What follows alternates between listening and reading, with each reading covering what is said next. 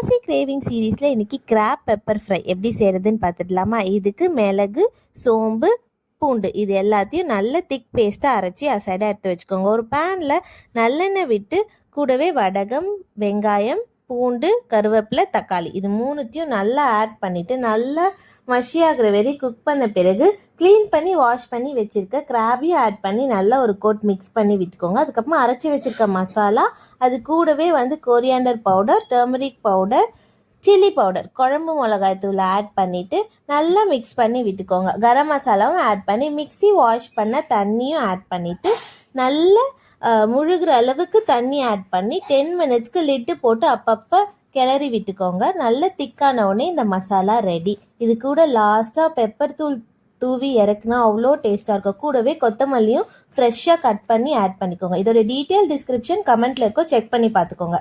Cook with love, serve with R. Thank you.